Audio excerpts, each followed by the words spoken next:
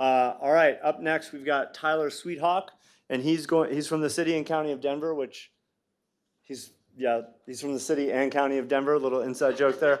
And he's here to talk about the electrification of transportation in the city, and county. Welcome.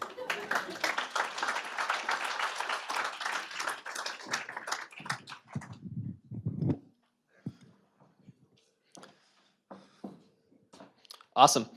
So after nearly a century, our transportation system is finally changing. And I've got about 5 minutes to talk to you about how the switch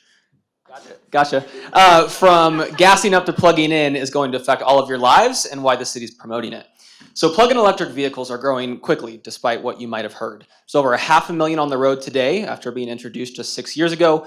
Denver has almost 10,000, or sorry, Colorado has almost 10,000. And Tesla is now the most valuable auto company in the United States. In 2011, there were only 3 plug-in models on the market. There are now over 30, ranging from light-duty sedans up through minivans, plug-in hybrid SUVs, and all-wheel drive.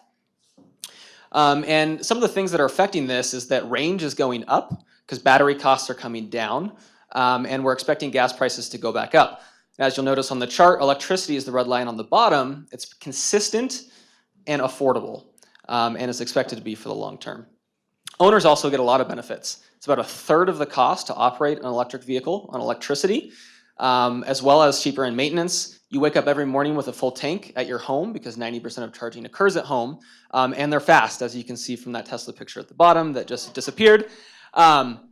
Lots of societal benefits. Transportation just became the #1 source of greenhouse gas emissions in the country for the first time in about 50 years. And it has been the #1 source of air pollution for a long time. Even in Colorado, we get about a 40% reduction in life cycle greenhouse gas emissions. But there's a lot of problems. More than half of people don't even know that plug-in electric vehicles exist. And most of them are scared they're going to run out of range, or scared that there's a lack of charging even though they charge at their house. So lots to do. And then if we want to address charging, where are we going to put charging? What level of charging do we need? How many chargers, and who's going to pay for them? And then are we going to address people's perception of what they need for charging or what they're actually going to use? Luckily in Colorado, we have a lot of advantages. We have the strongest tax credit in the country of $5,000 for every plug-in model sold here. We have grants that'll pay for infrastructure, and we have some of the cheapest electricity in the country. So the city is trying to double the electric vehicle growth rate by 2020 by doing a number of things. The map right here is a GEO grant package that we're proposing of about $2 million that would deploy charging corridors throughout the city. We're doing a paid marketing campaign, and the city's committed to 200 electric vehicles by 2020. But there's a lot of other stuff going on as well. Transit electrification is huge. RTD just bought 36 electric buses to run along the 16th Street Mall, which will be the largest deployment of electric buses in the country.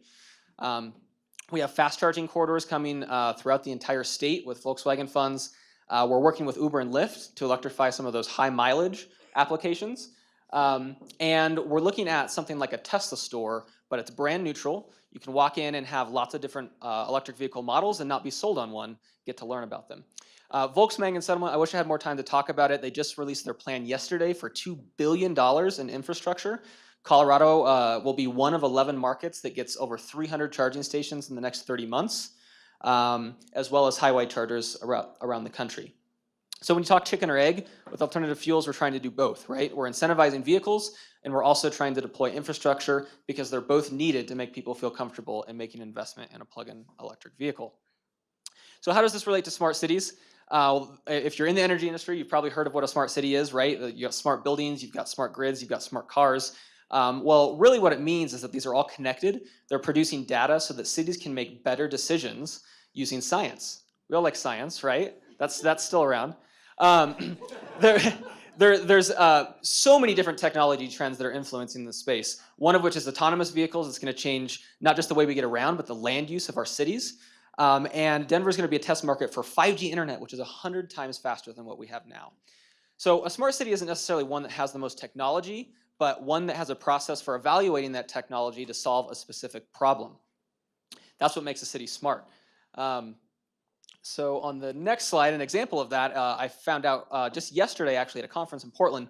There's a company in Chicago that connects sirens and lights from emergency vehicles and tells people while they're driving with current technology that in 30 seconds there's going to be a vehicle coming up so that you don't hit the police officer on the side of the road or the construction worker working on our roads. So plugs are smart because they're connected, they're going to be autonomous, and they help solve a lot of the problems that we're facing in cities. Climate change, air pollution, and they can help our local economy. So Denver's trying to make it easier to stop gassing up and start plugging in because it's the smart choice. Thank you.